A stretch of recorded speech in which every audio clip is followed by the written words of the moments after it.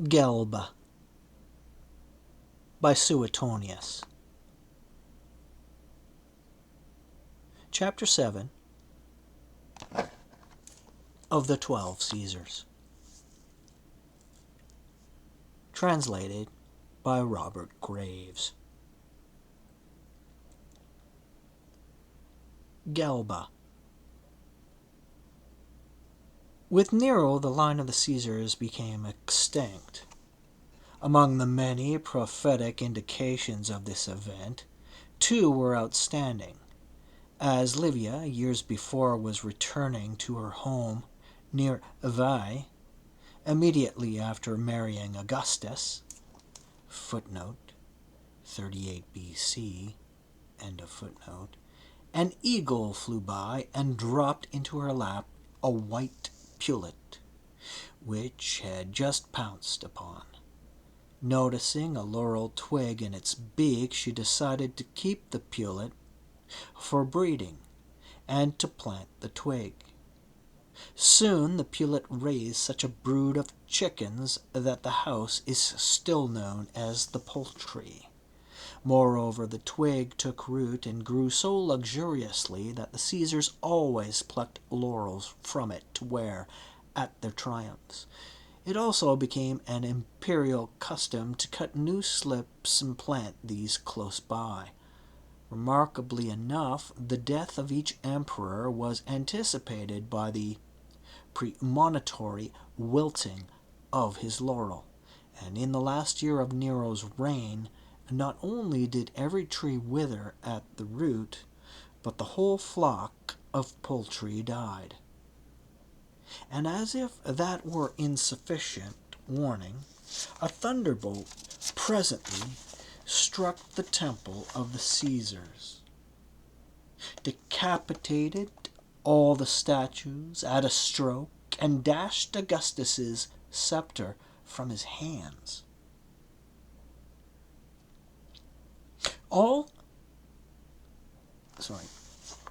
Galba succeeded Nero. Though not directly related to the Julians, he came from a very great and ancient aristocratic house, and used to amplify the inscriptions on his own statues with the statement that Quintus Catulus Capitolinus was his great-grandfather, and when he became emperor, he even had a tablet set up in the palace forecourt, tracing his ancestry back to Jupiter on the male, and to Pasiphae, Minos's wife, on the female side. It would be a long story to reproduce this pedigree here in all its glory, but I shall touch briefly on Galba's immediate family. Why the surname Galba was first assumed by a Sulpicius, and where it originated, must remain moot points.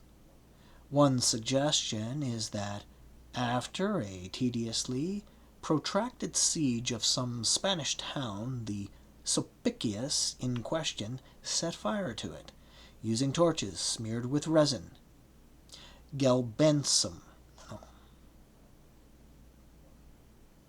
That would be galbanum.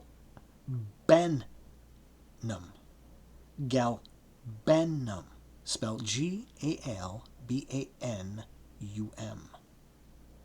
Another is that he resorted to galbium, a kind of poultice, during a long illness.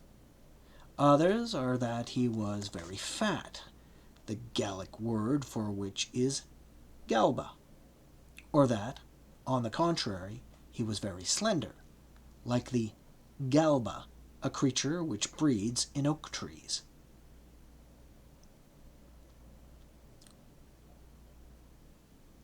The Sulpici acquired lustre during the consulship of Servius Galba, described as the most eloquent speaker of his time, and preserve a tradition that while governing Spain he massacred 30,000 Lusitanians an act which provoked the war with Viriatus.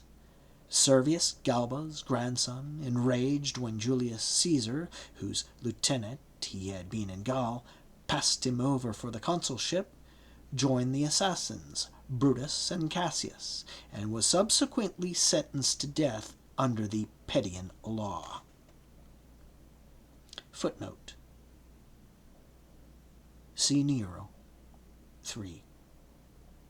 End of footnote. The Emperor Galba's father and grandfather were descended from this personage.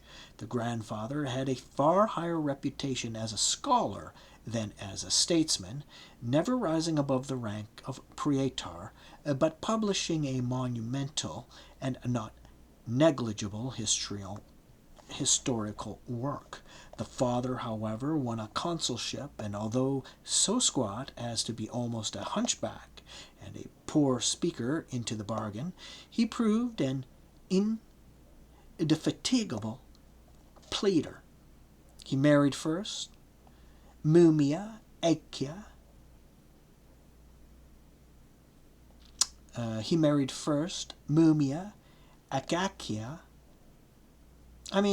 Sorry, folks, here. It's spelled Achaica.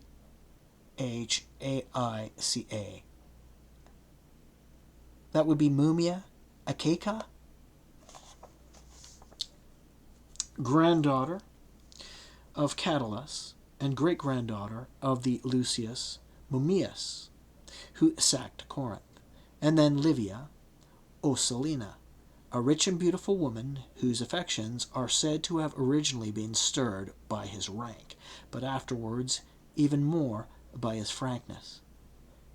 In reply to her persistent advances, he stripped to the waist in private and revealed his hump as a proof that he wished to hide nothing from her.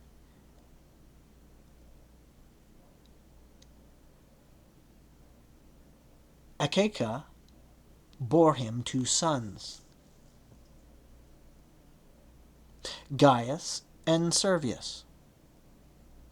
Gaius, the elder, left Rome owing to financial embarrassment, and because Tiberius crossed him off the list of governors when he became due for a province, committed suicide.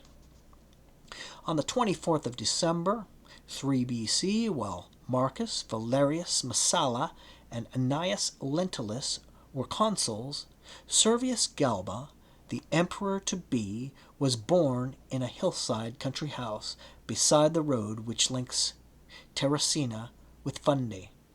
To please his stepmother, Livia Ocellina, who had adopted him, he took the name Livius, the surname Ocella, and the forename Lucius, until becoming emperor. According to tradition, when he was a boy and called with some of his contemporaries to pay his respects to Augustus, the emperor pinched his cheeks, saying, in Greek, "You will taste a little of my power, child." And Tiberius, hearing that he would be emperor, when an old man, grunted, "Very well, let him live. The news does not concern me in the least." One day, as Galba's grandfather was invoking sacrificial lightning, an eagle suddenly snatched the victim's intestines out of his hands and carried them off to an oak tree laden with acorns. A bystander suggested that this sign portended great honor for the family. Yes, perhaps so, the old man agreed, smiling, on the day that the mule foals. When Galba later launched his rebellion, what encouraged him most was the news that a mule had in fact foaled. Although everyone else considered this a disastrous omen, Galba remembered the sacrifice and the grandfather's saying, and interpreted it in precisely the opposite sense. By the time he reached adult years, he had already dreamed that the goddess Fortune visited him to announce that she was tired of waiting outside his door, and would he please let her in quickly, or she would be fair game for the next passer-by. He awoke, opened the door of the hall, and found beside the threshold a bronze image of the goddess almost 2 feet tall. This he carried lovingly to Tusculum, his summer home, and consecrated it in a room of the house, worshipping it from that time onwards with monthly sacrifices and an annual vigil. Even as a young man, he faithfully observed the national custom already ancient and obsolescent, which survived only in his own household, of summoning his slaves twice a day in a body to wish him good morning and good night, one after the other. Galba applied himself to liberal studies with care, and was particularly skilled in law. He took marriage seriously, but on losing his wife Lepida and the 2 sons she had borne him, remained single for the rest of his life. Nobody could interest him in a second match, not even Agrippina the younger, who, when her husband, Domitius, died, made such shameless advances to him, though he had not yet become a widower, that his mother-in-law gave her a public reprimand, going so far as to slap her in front of the whole bevy of married women. Galba always behaved most graciously to Livia Augusta, who showed him considerable favor while she lived, and then left him 500,000 gold pieces, the largest bequest of all. But because the amount was expressed in figures, not words, Tiberius, as her executor, reduced it to a mere 5,000, and Galba never handled even the modest sum. He won his first public appointment while still under age. As praetor in charge of the floral games, he introduced the spectacular novelty of tightrope walking elephants. Then he governed the province of Aquitania for nearly a year, and next held a consulship for 6 months. It so happened that Galba succeeded Nero's father, Gnaeus Domitius, and preceded Salvius Otho, father of Otho, a foreshadowing of the time when he should reign between these 2 consuls' sons. At Gaius's orders, Galba replaced Gatulicus as commander in Upper Germany.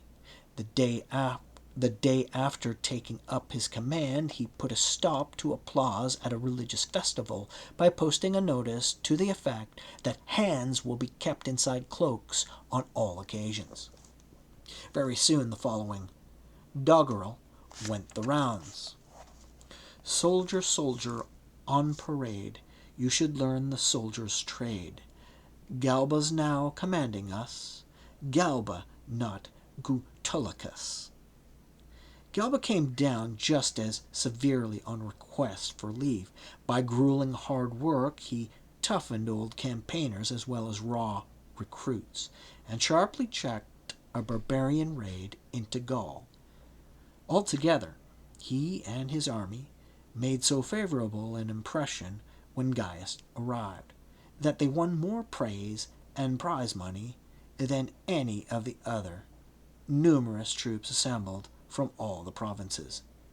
Galba scored a personal success by doubling for 20 miles beside the emperor's chariot, while continuing to direct maneuvers, shield in hand. Although strongly urged to take advantage of the opportunity after Gaius's murder, Galba held back, thus earning Claudius's heartfelt gratitude. Claudius indeed considered Galba so close a friend that, when a slight indisposition overtook him, the British expedition was postponed on his account.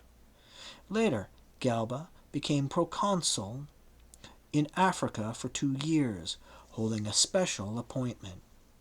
Footnote, i.e., chosen extra sortum, without the drawing of lots. End of footnote. Later, Galba became proconsul in Africa for 2 years, holding a special appointment with instructions to suppress the disturbance caused there by domestic rivalries and a native revolt. He executed his commission somewhat ruthlessly, it is true, but showed attention to justice even in trivial matters, discovering, for instance, that while rations were short during a foray, a certain legionary had sold a peck of surplus wheat for a gold piece. He gave orders that no one should feed the fellow when his stores were exhausted, and so he starved to death. At a court of inquiry into the ownership of a transport animal, Galba found the evidence on both sides and the pleadings unsatisfactory, and since the truth seemed to be anybody's guess, gave orders. Lead the beast blindfold to its usual through and let it drink. Then uncover its eyes and watch to whom it goes of its own accord. That man will be the owner. For these achievements in Africa and his previous success in Germany, Galba won triumphal decorations and a triple priesthood, and was elected both to the board of the 15 and to the Titian brotherhood and priesthood of Augustus. But from then onwards until the middle years of Nero's reign, he lived almost exclusively in retirement, never going anywhere, even for a country drive, without the escort of a second carriage containing 10,000 gold pieces. At last, while living at Fundi, he was offered the governorship of Terra Cannentian, Spain. Footnote, i.e. nearer Spain from its capital, Tarraco. End of footnote. At last, while living in Fundi, he was offered the governorship of Terra Cannentian, Spain, where soon after his arrival, as he sacrificed in a temple, the incense-carrying acolyte went white-haired before his eyes, a sign read by some as portending a change of rulers, and the succession of a young emperor by an old one. And presently, when a thunderbolt struck a lake in Cantabria, 12 axes, unmistakable emblems of high authority, were recovered from it.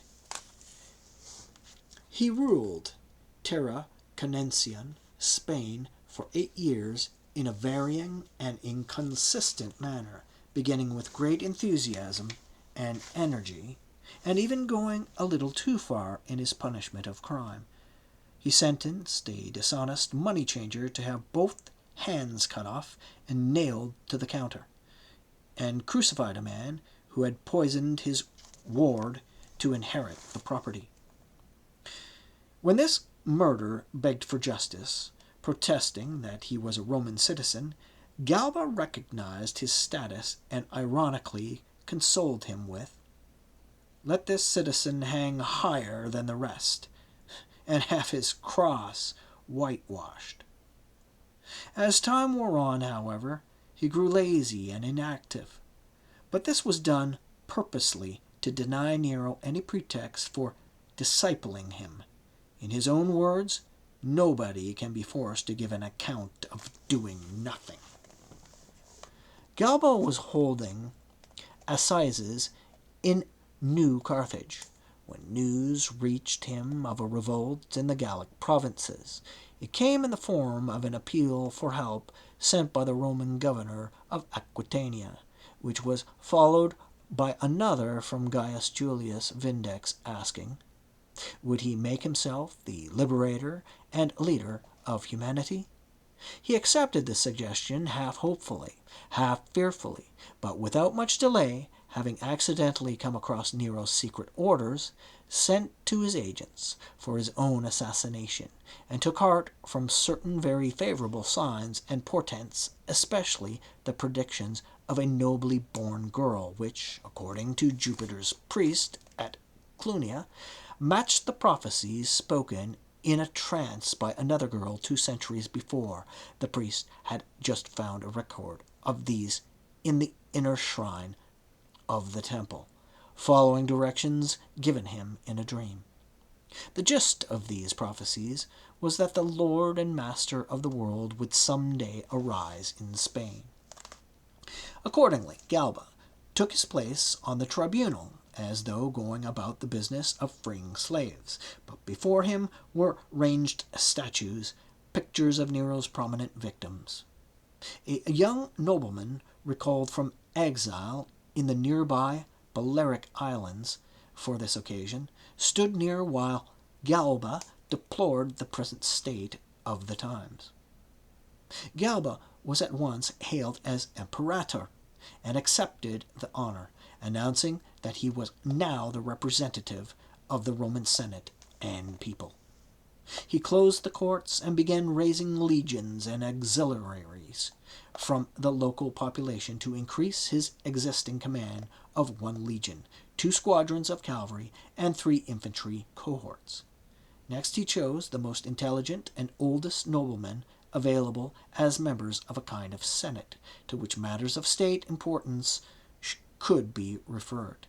He also picked certain young knights instead of ordinary troops to guard his sleeping quarters, and although these ranked as volunteers, they still wore the gold rings, proper to the condition.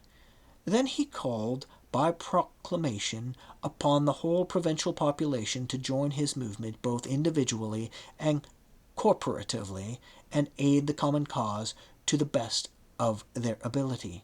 At about this time, a ring of ancient design was discovered in the fortifications of the city that he had chosen as his headquarters. The engraved gem represented victory, raising a trophy. Soon afterwards, an Alexandrian ship drifted into Dertosa, loaded with arms, but neither helmsman, crew, nor passengers were found aboard her, which left no doubt in anyone's mind that this must be a just and righteous war, favored by the gods. Suddenly, however, without the least warning, Galba's enterprise nearly collapsed. As he approached the station where one of his cavalry squadrons was quartered, the men felt ashamed of their defection and tried to go back on it. Galba kept them at their post only by a great effort. Again he was nearly murdered on his way to the baths. He had to pass down a narrow corridor lined by a company of slaves whom an imperial freedman had presented to him, with treachery in view. But while they plucked up their courage by urging one another not to miss this opportunity, someone took the trouble to ask, "What opportunity?" Later they confessed under torture. Galba's grave embarrassments were increased by the death of Vindex, which almost turned him to despair and suicide. Presently, however, messengers arrived from Rome with the news that Nero, too, was dead, and that the citizens had all sworn obedience to himself. So he dropped the title of governor and assumed that of Caesar. He now wore an imperial cloak, with a dagger hanging from his neck in front of his chest, and did not put on a toga again until he had accounted for those plotting against him. Nymphidius Sabinus, commander of the Praetorian Guard, and then Photius Capito, and Claudius Macer, who commanded respectively in Germany and Africa. Stories of Galba's 2 characteristics, cruelty and greed, preceded him. He was said to have punished townships that had been slow to receive him by levying severer taxes, and even dismantling their fortifications, to have executed not only officers and imperial agents, but their wives and children too. And when the people of Tarraco offered him a golden crown from the ancient temple of Jupiter, described as weighing 15 pounds, to have melted this down and made them supply the 3 ounces needed to tip the scales at the advertised weight. Galba more than confirmed this reputation on his entry into Rome. He sent back to rowing duty some sailors whom Nero had turned into marines. Footnote, i.e., regular members of the armed forces. End of footnote. And when they stubbornly insisted on their right to the imperial eagle and standards, ordered his cavalry to charge them, and had every 10th man cut down. Galba also disbanded the German guard, who had served previous emperors and proved loyal in many critical tests, repatriating them without a bounty on the grounds that they had shown excessive devotion to Gnaeus Dolabella by camping close to his estate. Other anecdotes to his discredit, possibly true, possibly false, went the rounds. When an especially lavish dinner was set before him, he had groaned aloud when presented by his chief steward with a summarized account. He had rewarded his scrupulous labors with a bowlful of beans, and delighted by Canis's performance on the flute, he had drawn 5 denarii from his purse, and with his own hand, and pressed them on him. Galba's accession was not entirely popular, as became obvious at the first theatrical show he attended. This was an Italian farce. In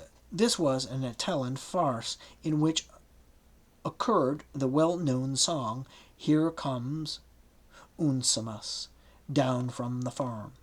The whole audience took up the chorus with fervor, repeating that particular line over and over again. Thus his power and prestige were far greater while he was assuming control of the empire than afterwards. Though affording ample proof of his capacity to rule, he won less praise for his good acts than blame for his mistakes. 3 officials, nicknamed his tutors, lived with him in the palace, and never left his side. These were the greedy Titus Vinius, one of his former officers in Spain, the intolerably arrogant and stupid Cornelius Laco, a former judge's assessor and now commander of the guard, and his own freedman, Icelus, who, having recently acquired the surname of Marcianus and the right to wear a gold ring, now had his eye on the highest appointment available to a man of his rank, namely Lacos. Galba let himself be so continuously guided by these experts in different kinds of vice that he was far less consistent in his behavior.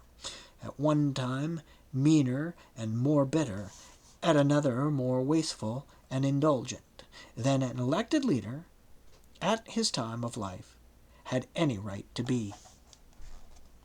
He sentenced senators and knights to death without trial on the scantiest evidence, and seldom granted applications for Roman citizenship. Nor would he concede the prerogatives which could be, in law, be enjoyed by every father of 3 children, except to an occasional claimant, and then for a fixed and limited period only. When the judges recommended the formation of a 6th judicial division, Galba was not content simply to turn this down, but cancelled the privilege which Claudius had allowed them of being excused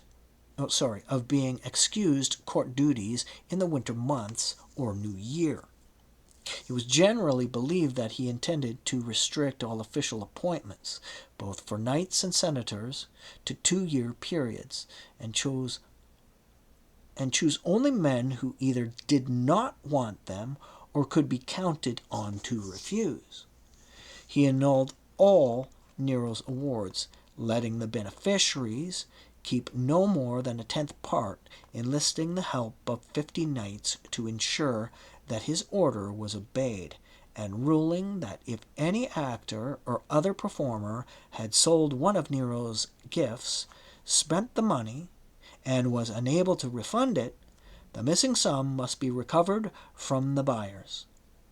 Yet there was nothing which he did not permit his friends and freedmen to sell at a price or give away as a favor.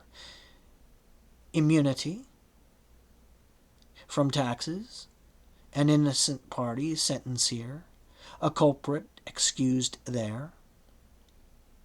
Moreover, when a popular demand arose for the punishment of Halotus and Tigellinus, the vilest of all Nero's assistants, Galba not only protected their lives, but gave Halotus an important post as his agent, and even published an imperial edict charging the people with undeserved hostility towards Tigellinus. Thus he outraged almost all classes at Rome, but the most virulent hatred of him was to be found in the army. Though a larger bonus than usual had been promised soldiers who had pledged their swords to Galba before his arrival in the city, he would not honor this commitment, but announced, "It is my custom to levy troops, not to buy them." This remark infuriated the troops everywhere, and he earned the guards particular suspicion and resentment by his dismissal of a number of them suspected of being in Nymphidius's pay. The loudest grumbling came from camps in Upper Germany, where the men claimed that they had not been rewarded for their services against the Gauls and Vindex. These, the first Roman troops, bold enough to withhold their allegiance, refused on January 1st to take any oath except in the name of the Senate, informing the guards by messenger that they were thoroughly at odds with this Spanish appointed emperor, and would the guards please choose one who would be acceptable to the army as a whole. Galba heard about this message, and thinking that he was being criticized for his childlessness rather than his senility, singled out from the crowd at one of his morning receptions a handsome and well-bred young man, Piso Frugi Licinianus, whom he had already shown great favor, and appointed him perpetual heir to his name and property, calling him "my son." He led Piso into the guards' camp, and there formally and publicly adopted him, without, however, mentioning the word bounty, and thus giving Otho an excellent opportunity for his coup d'etat 5 days later. A rapid succession of signs from the beginning of his reign had been portending Galba's end in accurate detail. During his march on Rome, people were being slaughtered right and left all along his route whenever he passed through a town, and once an ill-timed axe blow made a frenzied ox break its harness and charge Galba's chariot, rearing up and drenching him with blood. Then, as he climbed out, one of his scouts, pushed by the mob, nearly wounded him with a spear. When Galba first entered the city, and again when he came into the palace, an earthquake shock was felt, and a sound arose as of bulls bellowing. Clearer presages followed.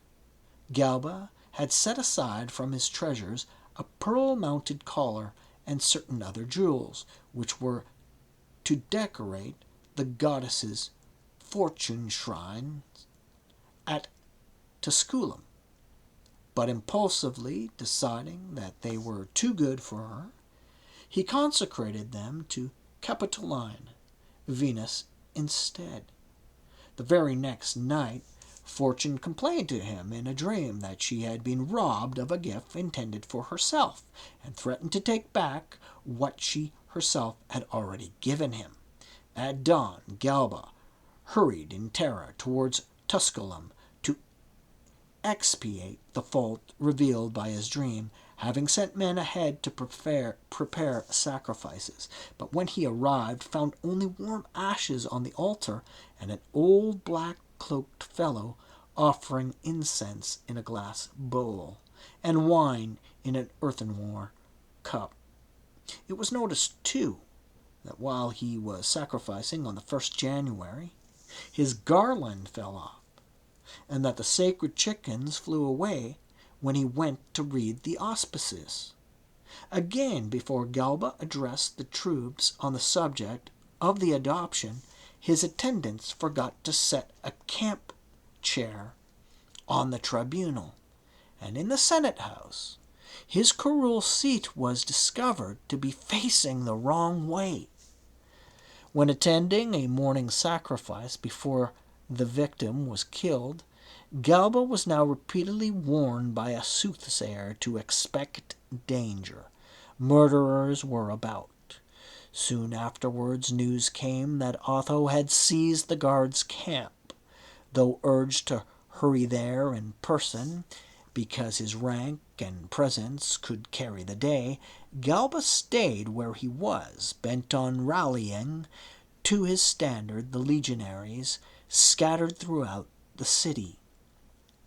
He did, indeed, put on a linen corselet, but remarked that it would afford small protection against so many swords. Meanwhile, some of his supporters rashly assured him that the affair was over and the rebels suppressed. Their troops were on the way to surrender and offer their congratulations, ready to obey all his orders. Galba went forward to meet them in the utmost confidence. When a soldier claimed with pride to have killed Otho, he snapped, "On whose authority?" and hurried on to the forum. There, a party of cavalrymen, clattering through the city streets and dispersing the mob, caught sight of him from a distance. These were his appointed assassins. They reined in for a moment, then charged at him. His followers abandoned him, and he was butchered. Just before his death, Galba is said to have shouted out, "What is all this, comrades? I am yours, you are mine," and gone so far as to promise the bounty. But according to the more usual account, he realized the soldiers' intention, bared his neck, and encouraged them to do their duty and kill him. Oddly enough, no one present made any attempt at rescue, and all who were summoned to rally around him turned a deaf ear. A single company of Germans alone rushed to his assistance, because he had once treated them with kindness while they were convalescents, not knowing the city well. However, they took a wrong turning and arrived too late. Galba was murdered beside the Curian pool and left lying just as he fell. A private soldier returning from the grain issue set down his load and decapitated Galba's body. He could not carry the head by the hair, for there was none, but stuffed in his cloak and presently brought it to Otho with his thumb thrust into the mouth. Otho handed the trophy to a crowd of servants and camp boys, who stuck it on a spear and carried it scornfully round the camp, chanting at intervals, "Galba, Galba, Cupid Galba, please enjoy your vigor still." Apparently Galba had enraged them by quoting Homer to someone who congratulated him on his robust appearance. "So far my vigor undiminished is." A freedman of Petrobius Neronianus